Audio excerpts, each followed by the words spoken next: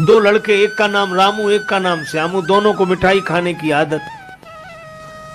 पैसा एक के भी पास नहीं। अब बड़े व्याकुल।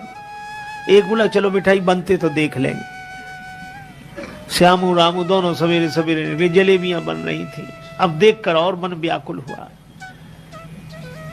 श्यामू बोला पैसा तो बाद में मांगेंगे, पहले खाने में बिगड़ता क्या है। चला गया। हलवाई जी जलेबियां कैसे दी? का 20 रुपए किलो। और ठीक है 250 ग्राम दो। खाने लगा। रामू को लगा कि इसके पास पैसा नहीं, खा कैसे रहा है।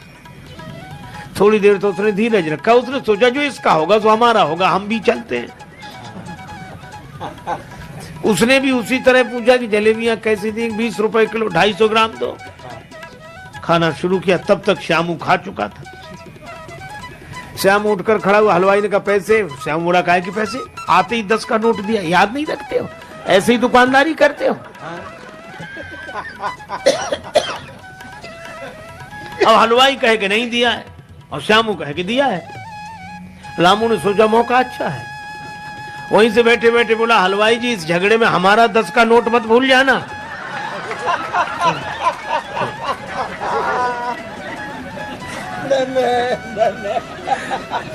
हलवाई ने कहा नहीं तुम्हारा तो याद है। उसने सोचा एक करे करे दो थोड़ी करेंगे, हमारे कुछ दिमाग में गड़बड़ी है। तो कहा भाई तुम जानो और वो जाने, हम तो अपनी बात कह रहे हैं। लेकिन जब झगड़ा ज्यादा बढ़ गया तो लोगों ने कहा कि भाई क्यों सवेरे सवेरे झगड़ते हो? रामू तुम बताओ। श्यामू ने कहा रामू से पूछो। रामू ने कहा कि वैसे तो हम किसी के झगड़े में पड़ते नहीं, लेकिन मैं सौगंध करके कहता हूँ राम जी की, कृष्ण जी की, गंगा जी की, जमुना जी की, जिसकी कहो उसकी सौगंध कर ले। जैसे मैंने 10 का नोट हलवाई जी को दिया ऐसे ही 10 का नोट श्यामू ने भी दिया। मतलब न मैंने दिया ना इसने दिया। महात्मा किसी के यहाँ निमंत्रण में गए। एक वृद्धा माता भोजन की थाली लगा दी, पंखा लेके बैठ गई। जल्दी जल्दी में पापड़ परोसना भूल गए, सामने रखे थे और बुढ़िया उधर पीठ किए बैठी। अब महात्मा का मन उधर ही जाए। मनुष्य का स्वभाव है 2 कौड़ी की ना मिले चीज तो करोड़ों की लगती है, करोड़ों की मिल जाए तो 2 कौड़ी की लगती है। अब पूरे पत्तल भर भोजन पर ध्यान न जाए, पापड़ पर ध्यान। रहा नहीं गया, मांगे तो शर्म लगे।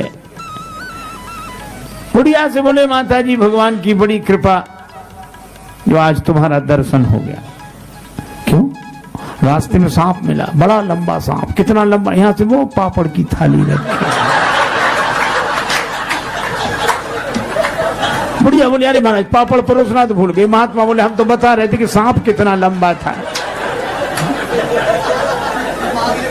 तो बोलो कई बार बहाने से भी बात कही जाती है कि नहीं?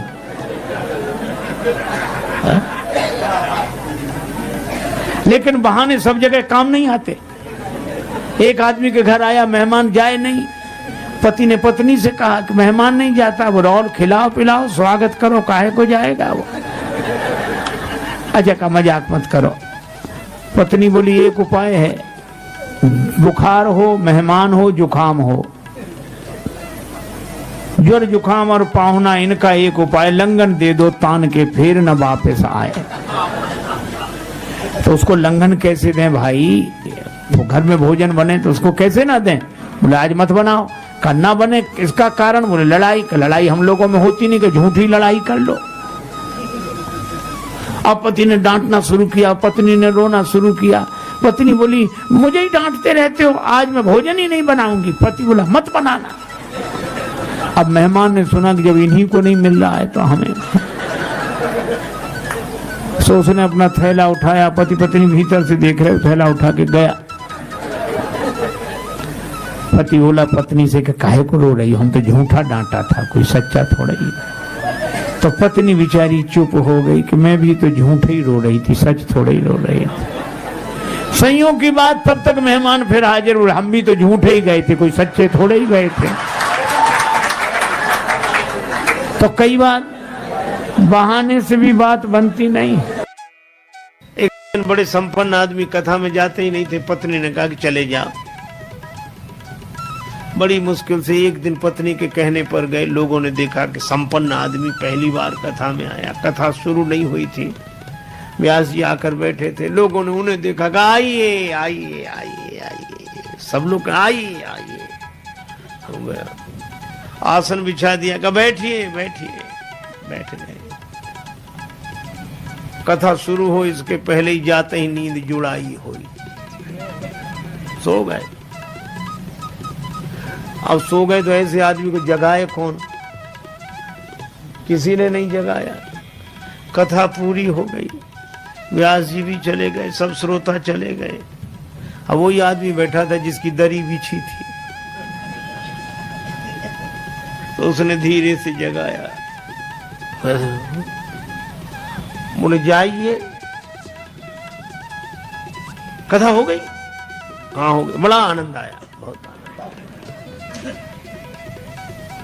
घर पहुंच गए, पत्नी ने कहा कथा सुनी? हाँ सुनी। और वहां 3 तो शब्द, आइए बैठिए जाइए, बस।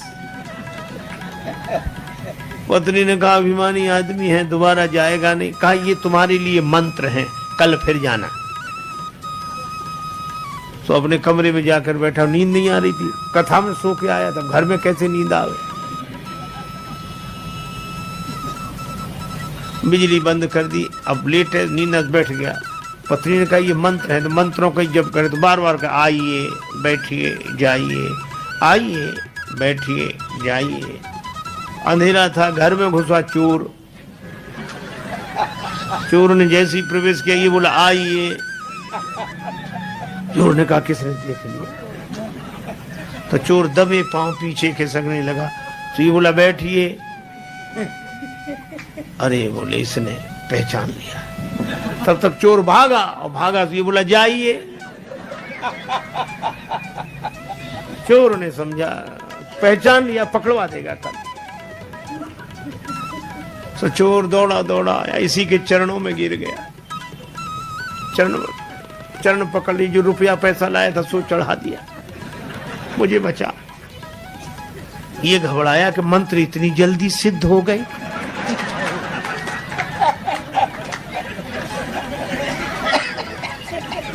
लाइट जलाई, घबराया और देखा एक आदमी हाथ जोड़े खड़ा, रुपया पैसा।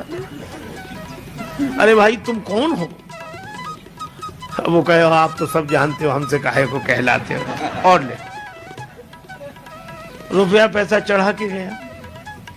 पत्नी को जगाया कि मंत्र तो बड़ी जल्दी सिद्ध हो गए।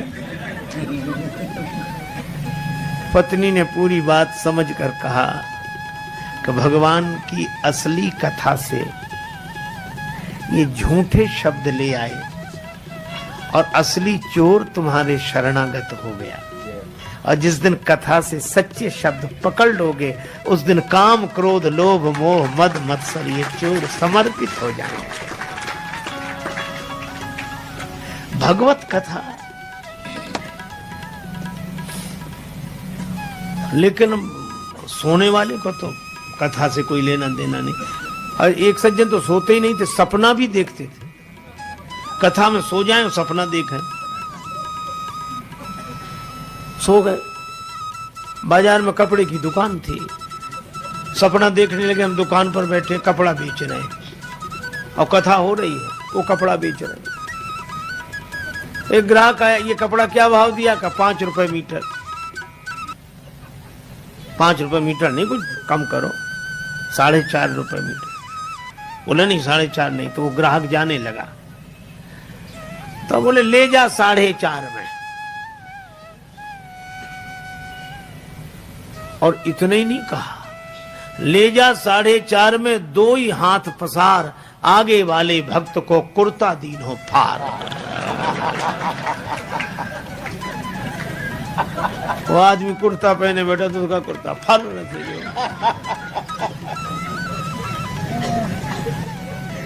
बोला हाथ कर दी, कथा सुनते हो कपड़े फाड़ते हो? बोला वो ग्राहक चला जाता तो? अब बोले ग्राहक यहाँ दुकान कहाँ, कथा में बैठे। स्वाग बोला अरे बोले हम भूल ही गए कि हम कथा में बैठे कि दुकान में बैठे। एक बार एक महात्मा जी ने अपने 3 चेलों को उपदेश दिया कि बेटा कुछ परोपकार का काम किया करो। तीनों बोले जरूर करेंगे गुरुजी। लेकिन क्या होता परोपकार? बोले भूखे को भोजन, प्यासे को पानी, गरीब की सहायता, दीन दुखी की सहायता, यही सब परोपकार होता है। तीनों बोले करेंगे। एक काम जरूर किया करो। हाँ गुरुजी जरूर। दूसरे दिन शाम को लौटे, कुछ परोपकार का काम किया। हमारा किया क्या? बोले एक बुढ़िया सड़क पार नहीं कर पा रही थी, हमने उसका हाथ पकड़ा, उस बुढ़िया को सड़क पार करा। ठीक, बहुत अच्छा, आशीर्वाद करना चाहिए ऐसे। अब दूसरे से पूछा तुमने? दूसरा चेला बोला गुरुजी हमने भी उसी बुढ़िया को सड़क पार करा। तो ये 2 की जरूरत क्यों पड़ी? शायद सामान रहा होगा तुम्हें। लेकिन आश्चर्य तो तब हुआ जब तीसरे चेले से पूछा तुमने? तीसरा चेला बोला गुरुजी हमने भी उसी बुढ़िया को सड़क पार कराई।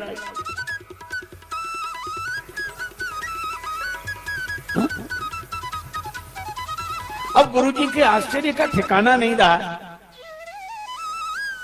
कि 3 की जरूरत क्यों पड़ी। एक बुढ़िया को सड़क पार कराने में 3 की जरूरत क्यों पड़ी?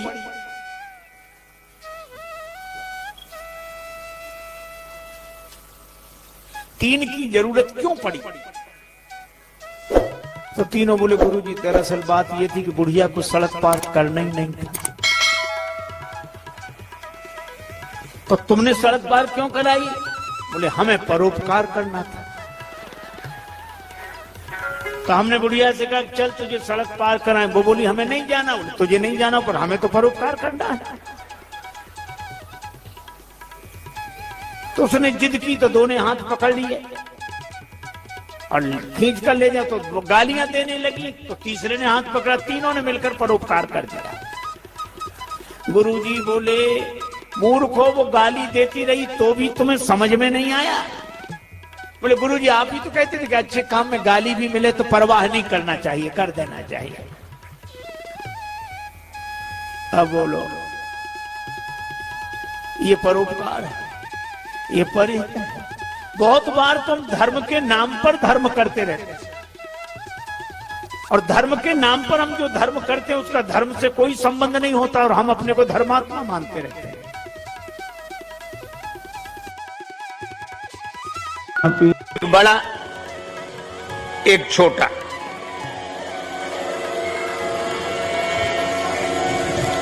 और दोनों के पास एक कम्बल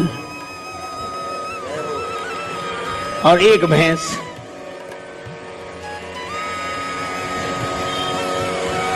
बंटवारा हुआ तो छोटा भाई बोला भैया आप जैसा बंटवारा करो वैसे ही ठीक है। ये बंद कर दे थोड़ी। तो बंटवारा मालूम क्या हुआ? बड़ा भाई बोला कि देखो ऐसा है, ये कम्बल दिन भर तुम्हारे पास, रात को हमें दे दिया करो। क्या निर्णय किया? दिन भर तुम्हारे पास, रात को हमें। और ये जो भैंस है इसमें भी बंटवारा कर लो, आगे का हिस्सा तुम्हारा, पीछे का हमारा। अब बोलो कैसा निर्णय किया, निपटारा किया, बंटवारा। सो बेचारा एक भाई दिन भर तो कंबल रखे रहे अपने पास, दिन में जरूरत नहीं ओढ़ने की, और जैसे ही शाम होने लगे सो वो कहे हमारा कंबल हमें दे दो। सो रात भर कंबल ओढ़ के आराम से सोए और सवेरा भैया ले जाओ अपना कंबल, दिन भर तुम रखो।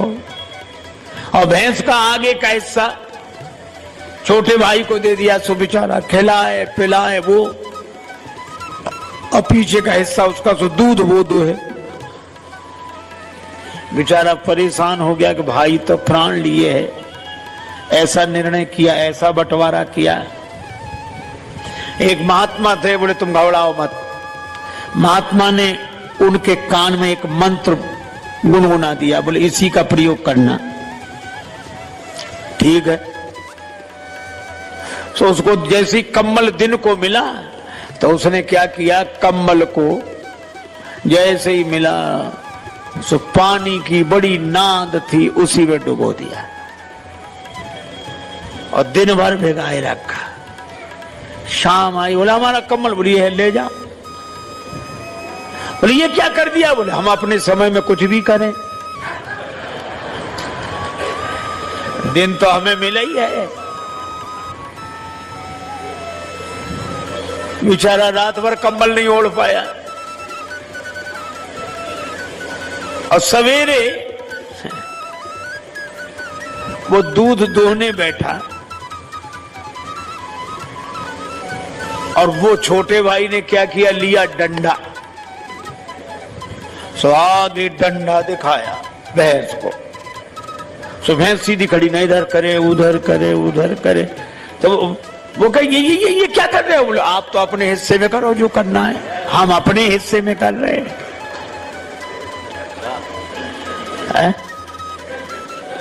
अकल लगी ठिकाने की नहीं।